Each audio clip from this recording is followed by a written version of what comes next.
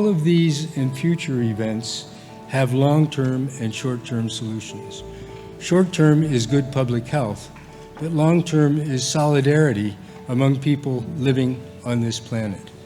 And that solidarity must lead us to understand how emergence occurs and to understand the solutions, but more importantly, to give these solutions and understanding to our political leaders.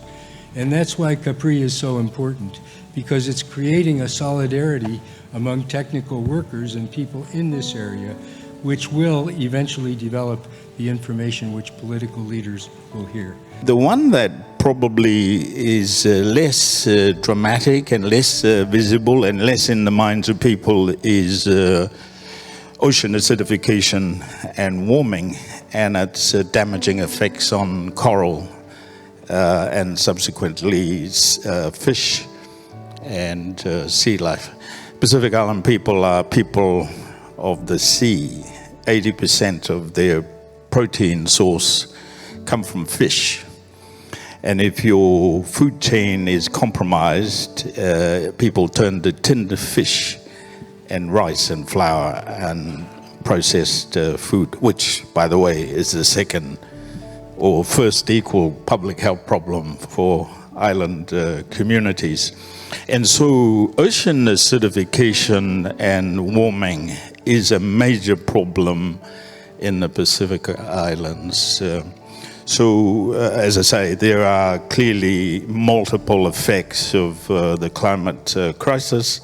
Why is it boring? Because government is supposed to be boring. When done correctly, governments are boring, which is good because you don't really realize that they're there. I think the regional collaborations is even more important than before. So we can considering to use the regional collaboration approaches through either agreement or the regulations to form the much more strengthen the chance to secure all of us in these regions. That's my answer currently. Healthcare systems and health systems are both a cause of global warming and a recipient of the damages from global warming. So it's a very difficult position for health systems to be in. Number two, philosophically, to decarbonize a health system is obviously important. Nobody will argue against that.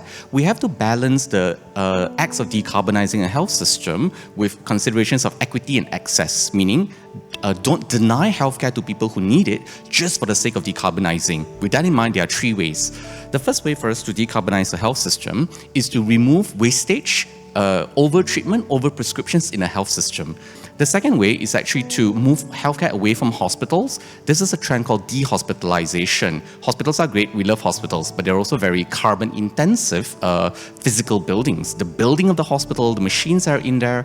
If there's a way that we can shift care to the community, primary care, digital care, virtual care, that you don't have to attend to see a doctor, all these things are going to reduce the amounts of emissions, meaning to bring care to the community. That's the second way. And the third and final way, let's call it the standard net zero pathways. The UK, the United Kingdom National Health Service, has committed to be a net zero health system. They committed this in 2020. I think they've given themselves a 10-year roadmap. I think that health systems around the world should probably do a little bit more as well. One of the key issues for Pacific people is the prospect of being dislocated or displaced and to move elsewhere. People are concerned about that, and obviously a lot of conversations. But people are clearly reluctant to be relocated. They've lived in those villages forever. The dead are buried around the houses where they live, and if they move, what happens to their ancestors? A whole lot of those issues. So, as I say, there's no doubt that there are significant consequences of the uncertainty associated with the climate crisis. But we need to know better.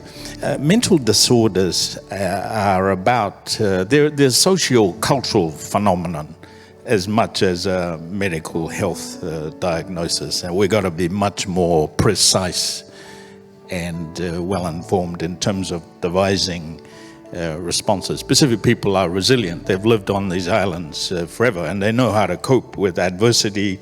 They know how to manage risk.